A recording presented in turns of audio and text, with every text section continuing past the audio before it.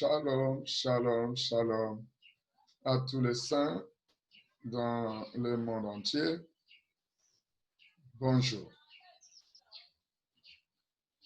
Nous revoici dans la classe M, l'espace multimédia de l'Église des Saints Restaurés, dans le cadre évidemment de notre thème que nous avons abordé depuis la fois dernière, Évangile éternel, qu'est-ce que c'est? Nous rappelons qu'il s'agit du contenu d'un petit livre introductif que nous avons écrit rien que pour vous. Après ce thème, évidemment, nous continuerons, nous n'allons pas nous arrêter et nous allons continuer dans des thèmes différents, mais globalement, dans ce que nous allons appeler études bibliques renforcées. Voilà. Depuis notre première publication, plusieurs frères se sont manifestés, disons qu'ils ont manifesté leur inquiétude pour nous avoir entendu parler de la restauration de l'Église. Nous réitérons une fois de plus que notre mission est bel et bien celle de la restauration de l'Église des saints. Et sans avoir besoin de verser dans beaucoup de démonstrations, dans des démonstrations prophétiques avancées, il me semble que quiconque compare sans parti pris l'Église aujourd'hui avec celle que nous avons si bien décrite dans la Bible, quiconque fait cette comparaison ne peut nier qu'il y a une impérieuse nécessité de restauration. Tout le monde peut le voir. Tout le monde qui aime évidemment la vérité sait très bien que l'Église ne va pas du tout bien. La seule différence, c'est peut-être que la plupart dénoncent, critiquent, sans faire de propositions concrètes pouvant nous ramener à l'original, à l'Église primitive. Et pire encore, on propose souvent un faux au lieu et place d'un autre faux. Et cela n'est pas étonnant parce que Christ seul peut restaurer l'Église. Il a dit, je bâtirai mon Église. Il est aussi évident que quand il s'agit de la restaurer, eh bien, seul il peut restaurer l'Église. Autrement dit, si vous n'avez pas un mandat particulier qui vous évidemment, vous qualifie ou plutôt vous oriente dans ce genre d'affaires, et vous ne pouvez rien faire du tout, car l'édifice est le plus complexe et le plus titanesque jamais osé. En fait, ce n'est ni par la force, ni par la puissance, c'est par l'Esprit de Dieu. Nous croyons avoir reçu du Seigneur l'ordre de faire connaître ces choses. Et alors, s'il vous plaît, écoutez, vous lisez selon les cas, jusqu'à ce que vous finissiez avant de vous opposer à ces choses, parce que le temps que nous vivons est bel et bien le temps de la restauration, et le Seigneur est à l'œuvre depuis un long bout de temps. Nous le rappelions déjà la fois passée. Ça fait environ 30 ans que nous travaillons dans cette œuvre de restauration.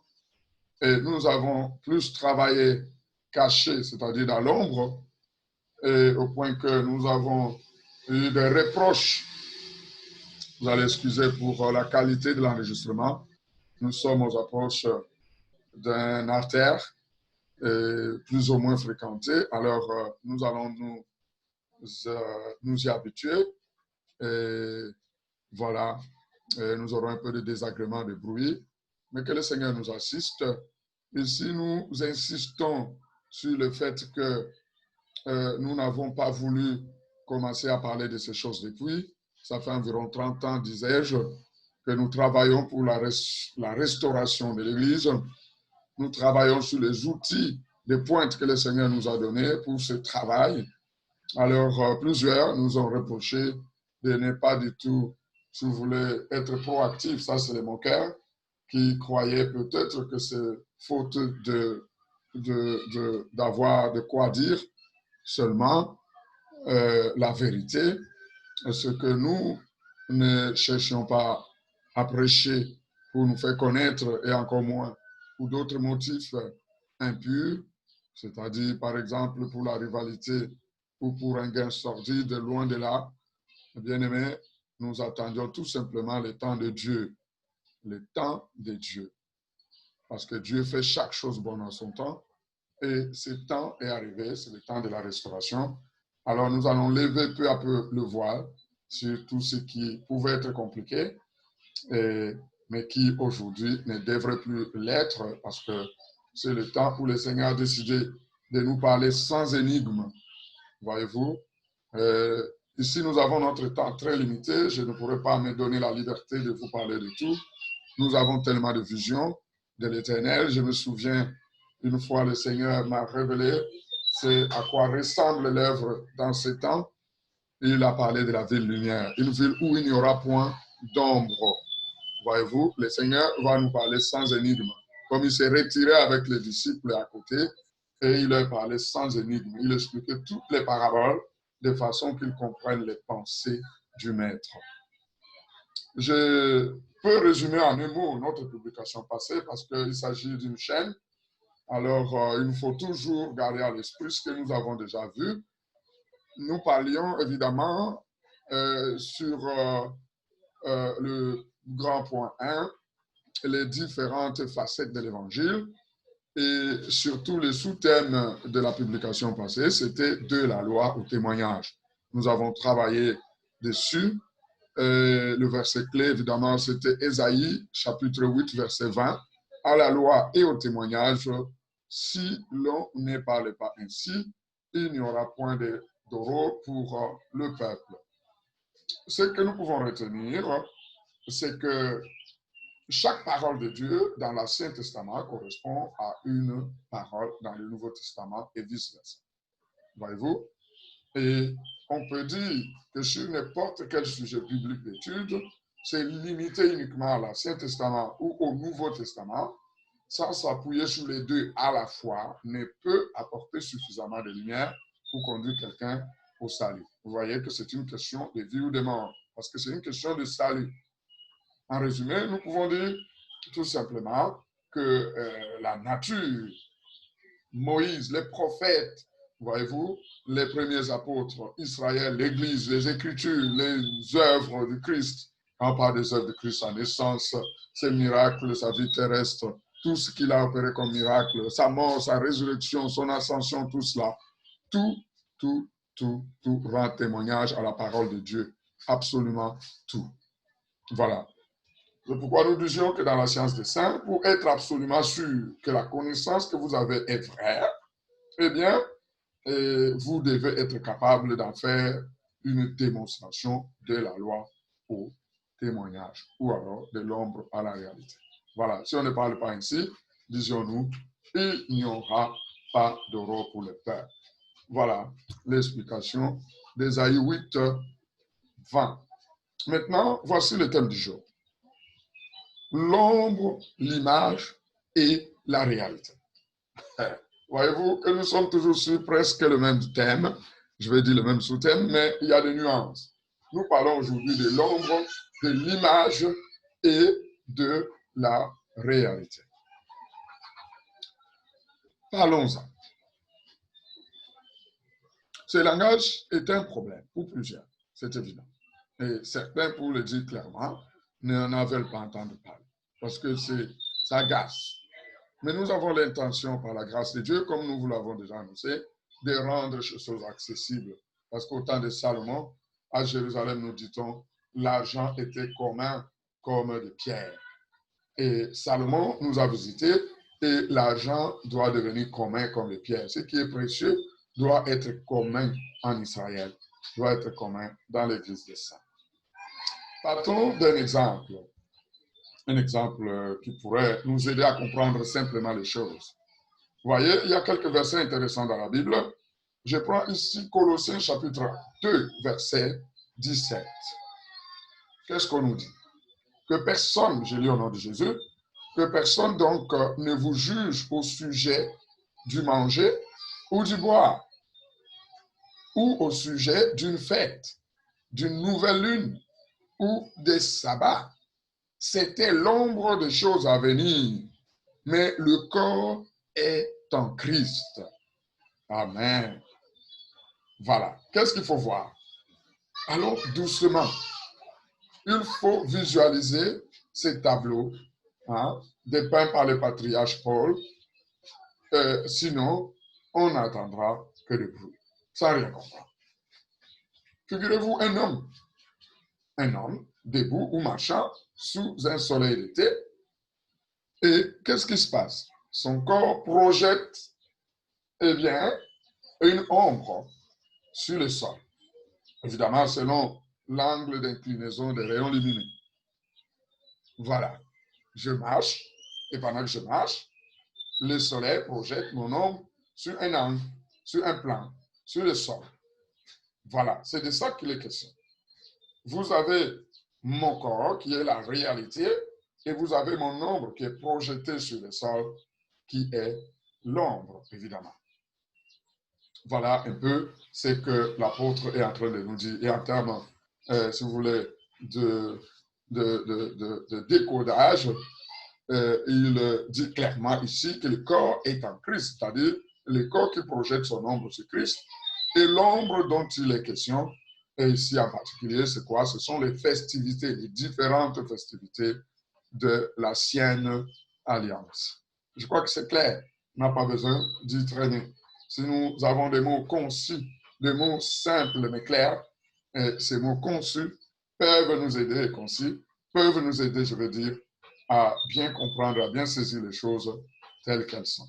Voilà. Nous avons devant nous une ombre et une réalité. Et la réalité est appelée un corps, dans le sens que je venais d'expliquer tout à l'heure. Prenons un autre verset.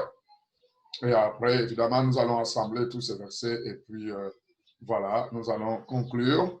Prenez Hébreux chapitre 10, verset 1er.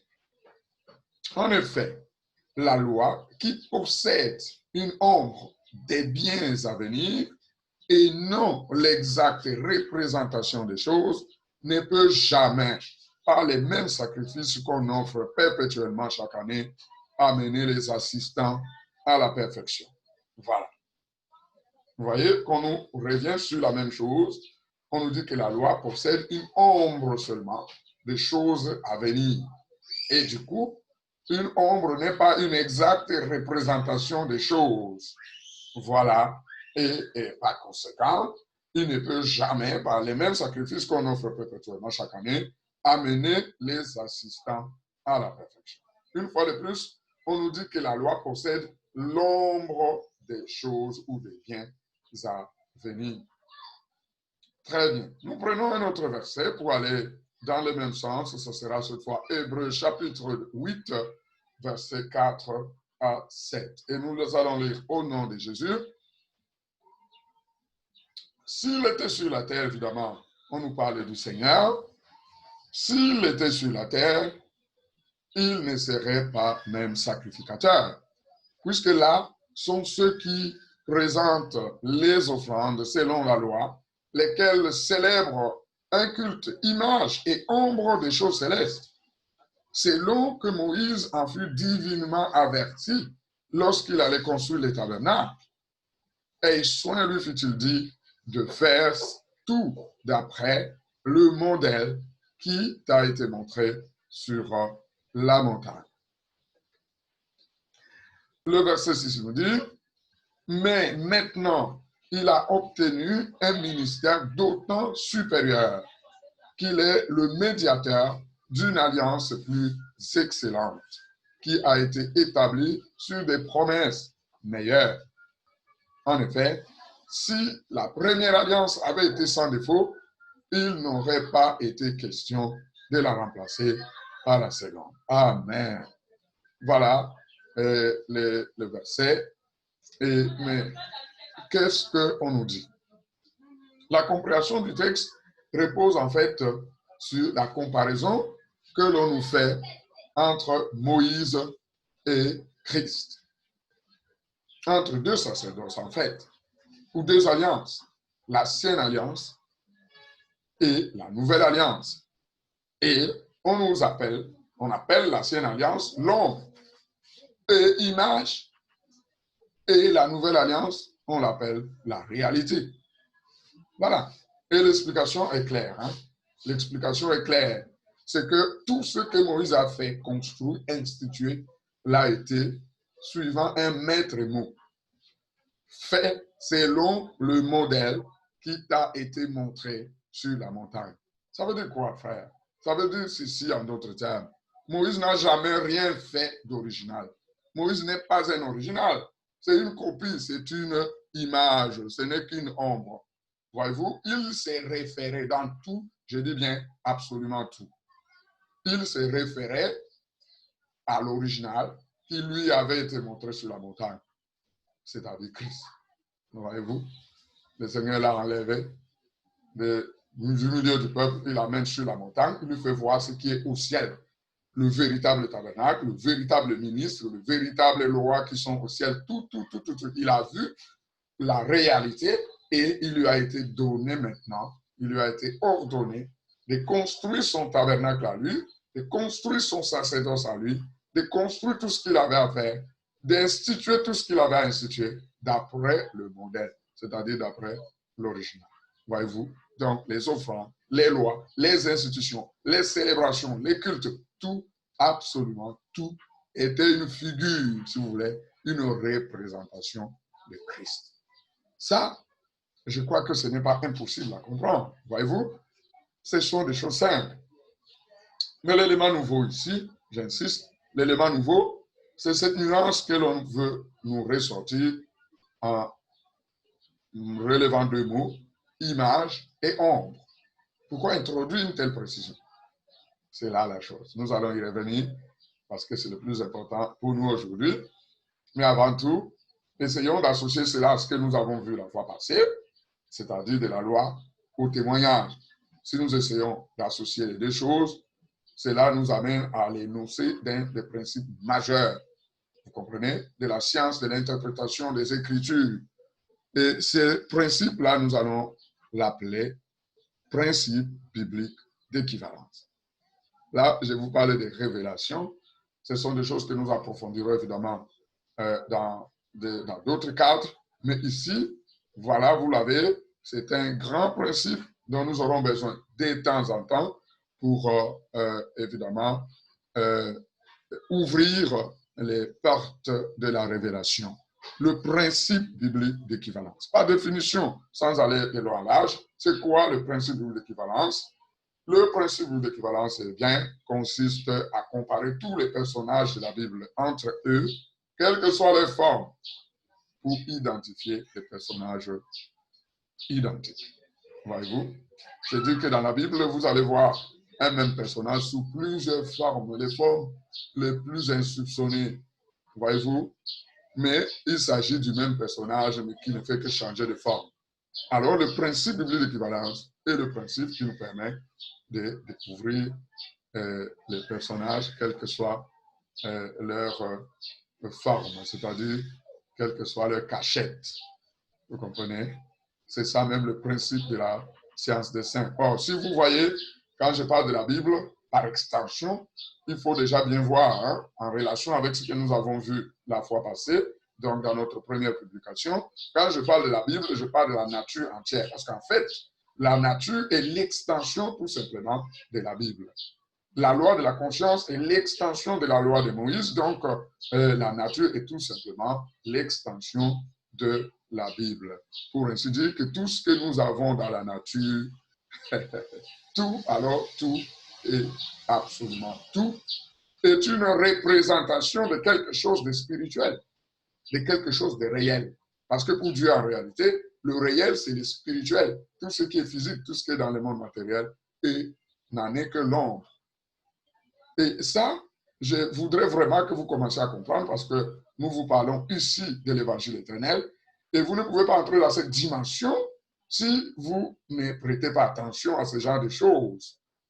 Je dis bien tout, absolument tout dans la nature est une représentation de quelque chose de spirituel.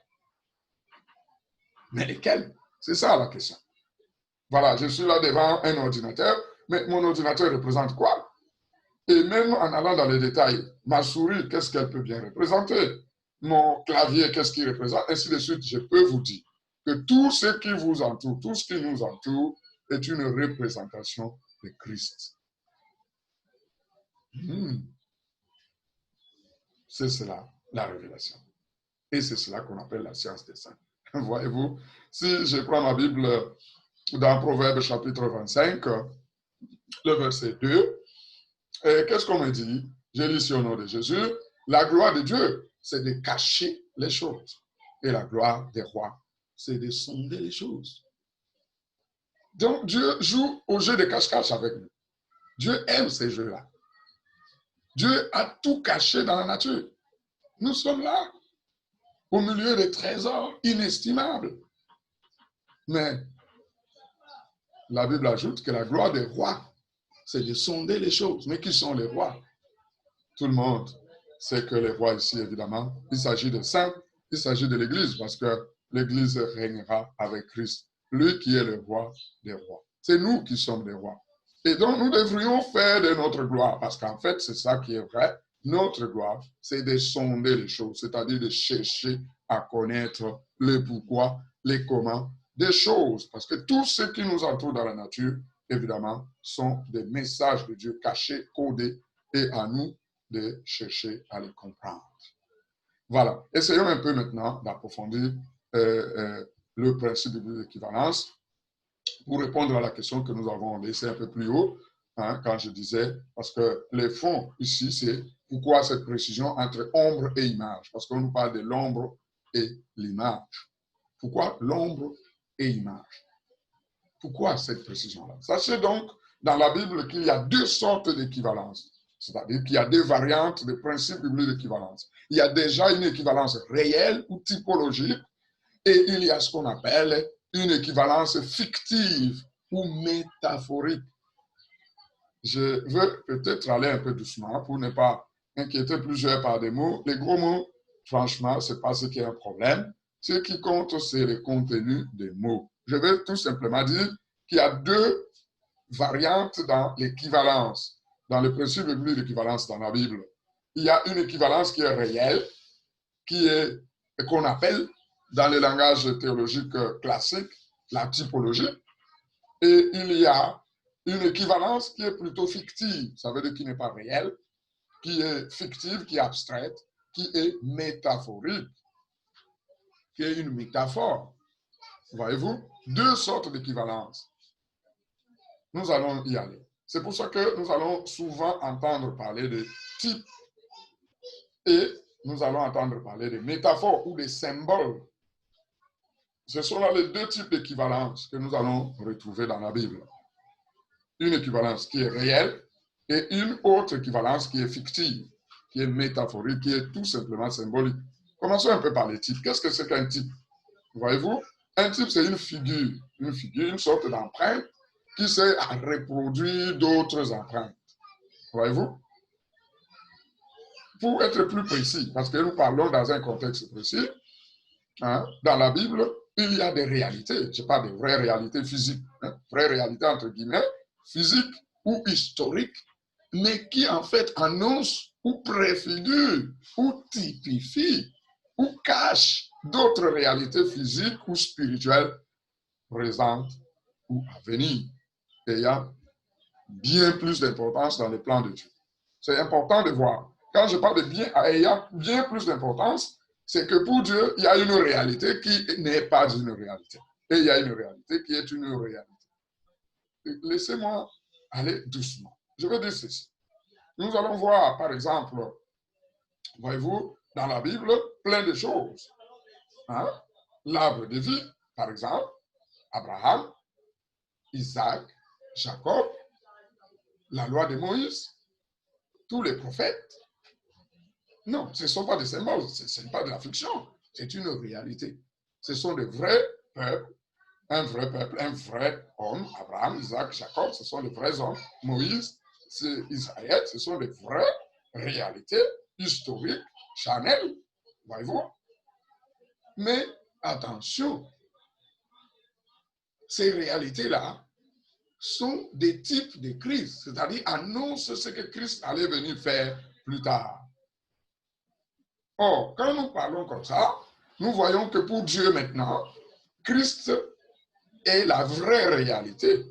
Parce que ce que nous connaissons pour être réalité charnelle n'est qu'une préfiguration de ce que Dieu, lui, reconnaît pour être une vraie réalité. C'est-à-dire quelque chose de spirituel, de beaucoup plus grand, Christ, c'est-à-dire la parole de Dieu. Hein, pour être plus précis. Je préfère parler même de la parole. Quand on parle de Christ, c'est encore pour que ça soit facile à entendre. Mais je préfère parler de la parole. Parce que la réalité, ce n'est même pas Christ. La réalité, c'est la parole. C'est la parole qui est la réalité. Christ lui-même étant ombre de cette, si vous voulez, image de cette réalité, qui est la parole, c'est-à-dire qui est Dieu lui-même. Ça, c'est pour être beaucoup plus précis. Vous voyez, c'est pour ça que vous allez entendre souvent parler, vous allez nous entendre souvent parler de types. Et quand on parle de types ou de figures ou d'images, voilà ce que c'est. C'est-à-dire une réalité charnelle, physique, historique, mais qui en fait préfigure ou annonce une autre réalité beaucoup plus importante parce que c'est une réalité spirituelle, une réalité éternelle.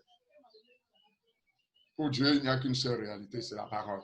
Tout le reste est ombre de cette parole-là. Et je vais dire, et si vous voulez, représentation de cette parole-là qui est réalité.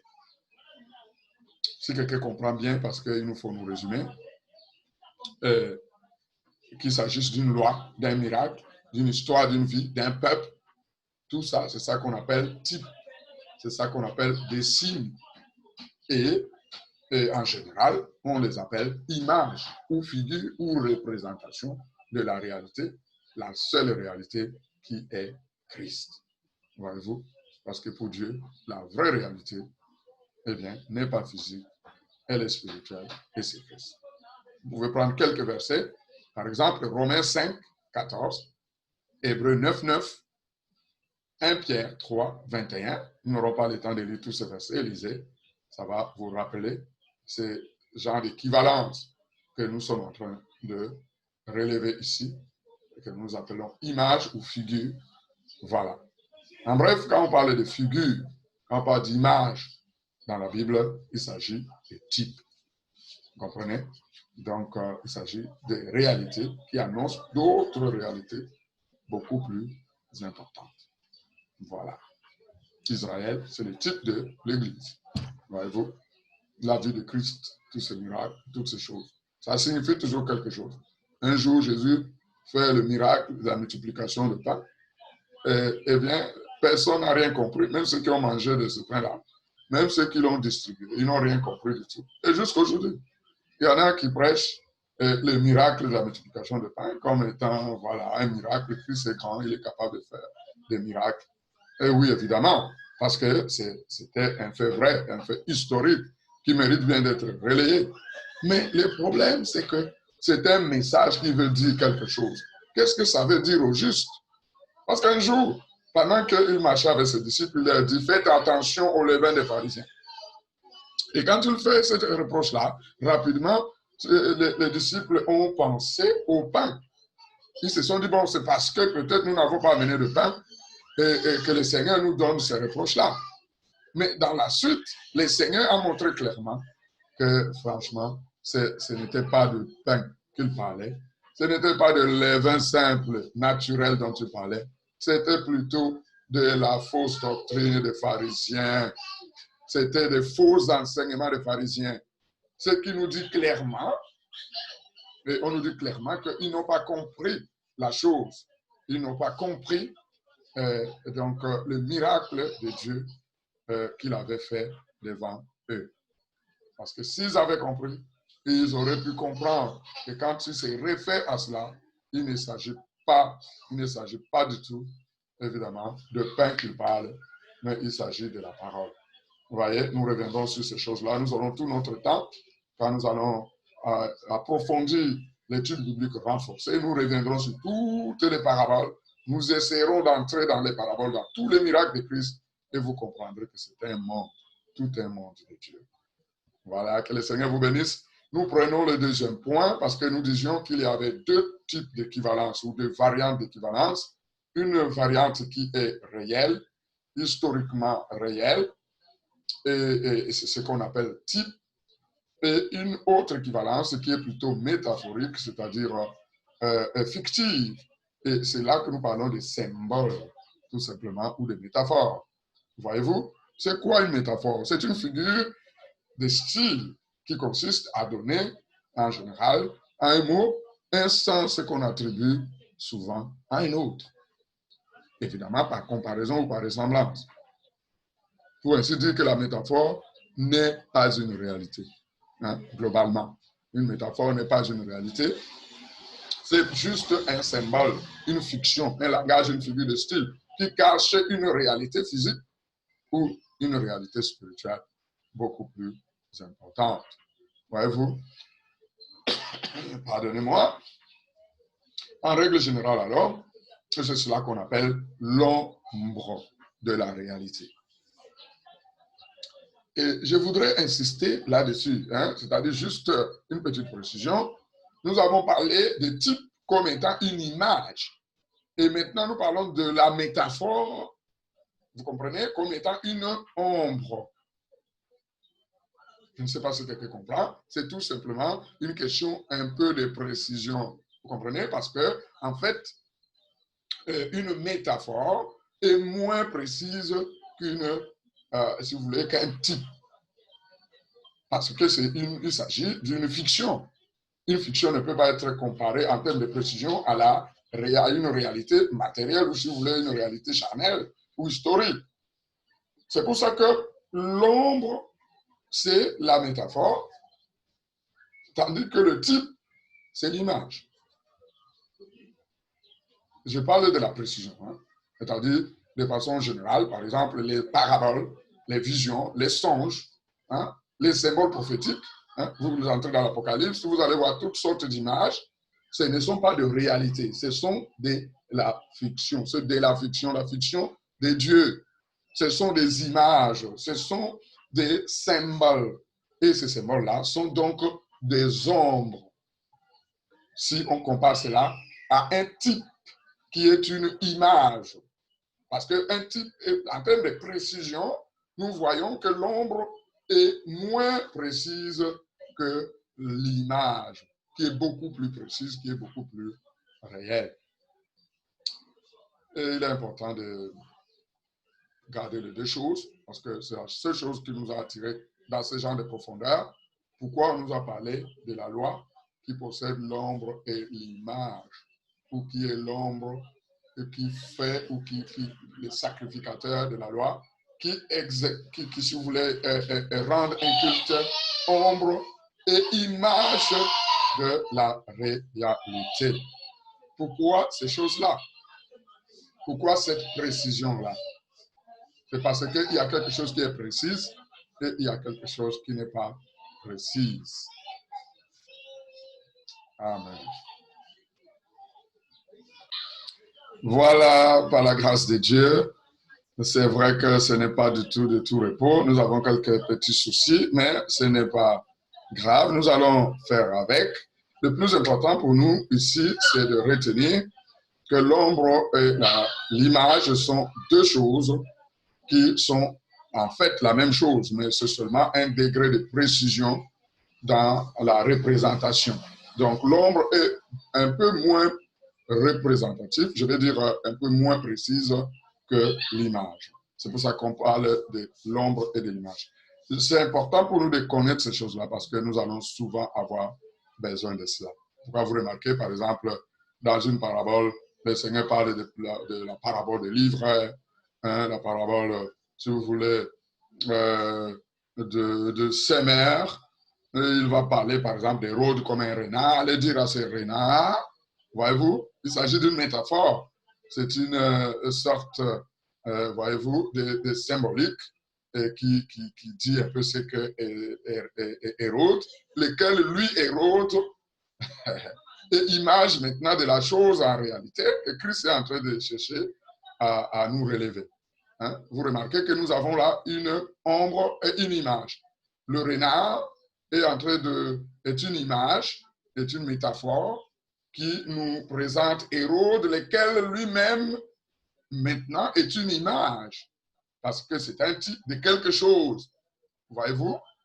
Et nous chercherons à connaître toutes ces choses dans les temps à venir. Pour le moment, ce sont les principes que nous cherchons à établir dans la parole du Seigneur. Il n'y a pas de place. Pour le hasard, vous avez les ombres et vous avez l'image. Voilà. Et je vais peut-être aussi parler un peu d'allégorie. Vous voyez, une allégorie, c'est quoi? C'est une expression dont le sens doit être deviné. Vous voyez? Ici, le sens est dans la devinette. Hein? Quand une ombre est appelée à être devinée, vous voyez, ça devient une sorte d'allégorie. Hein? Et même quand une réalité est appelée à être devinée, ça devient aussi une allégorie. Mais de façon globale, une allégorie est une métaphore, c'est-à-dire c'est plutôt symbolique. Hein? C'est dans les cadres de symbolique, c'est dans les cadres de peinture, de sculpture, hein, qui représentent symboliquement ou de façon, je veux dire métaphorique, une idée ou une vérité qui est cachée dans la parole du Seigneur.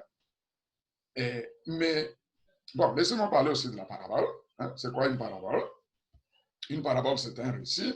Hein? Ça peut être un récit historique, hein? Historique, réel, ou même fictif aussi. Voyez-vous? Une parabole. Ça peut avoir des allures de réalité, ou ça peut être tout simplement une fiction, hein? Une pure fiction. Voilà, quelque chose qui n'a pas d'attache avec la réalité. En fait, il y a une corrélation entre une allégorie et une parabole, parce que c'est appelé à être deviné. C'est en train de cacher quelque chose que l'on doit absolument chercher à deviner, et parce que ça a été expressément caché. Bon, je veux faire noter ici qu'il faut savoir que malgré que nous cherchons à faire la nuance entre l'ombre et l'image, hein, c'est-à-dire entre le type et l'allégorie ou la métaphore, hein, il faut savoir que dans la pratique, ces mots-là, hein, s'utilisent souvent de façon, si vous voulez, chaque mot inclut les autres. Vous allez entendre parler d'image, imagerie, ombre, figure, représentation, allégorie, parabole, ainsi de suite, mais ça inclut tous les autres, hein, les deux sens, hein, de la métaphore. Je vais vous expliquer pourquoi. Parce que la réalité, je crois que je l'avais même déjà dit, c'est-à-dire que ce soit un signe ou un type qui sont des réalités historiques, que ce soit des symboles ou des métaphores qui sont en réalité des ombres, qui sont de la fiction, tout ça pour Dieu, ce sont des fictions toujours, parce que la seule réalité, c'est la parole. Il n'y a pas deux réalités pour Dieu. Si vous comprenez bien cette logique-là, vous allez donc vous retrouver dans la Bible en train de voir un type qui est tout simplement appelé aussi un nom, une ombre, tout simplement, ou alors une allégorie. Par exemple, dans Galates chapitre 4, vous allez voir l'histoire d'Abraham, de Sarah, évidemment, et d'Agar. C'est une histoire vraie, c'est un type, c'est clair, c'est clairement un type, une image évidemment, de Christ dans ces deux alliances. D'accord. Mais on nous dit que cette histoire-là était allégorique. Vous comprenez? Parce qu'en fait, pour Dieu, tout est allégorie. Étant donné que ces images-là ne sont pas réalité, elles sont réalité pour nous, parce qu'Abraham, c'est un homme réel, c'est vrai, mais pour Dieu, ces réalités-là ne sont que allégories. Parce que Dieu est capable d'écrire le futur avec des scénarios que nous appellerions réels, des scénarios historiques réels. C'est ça qui rend un peu la chose compliquée.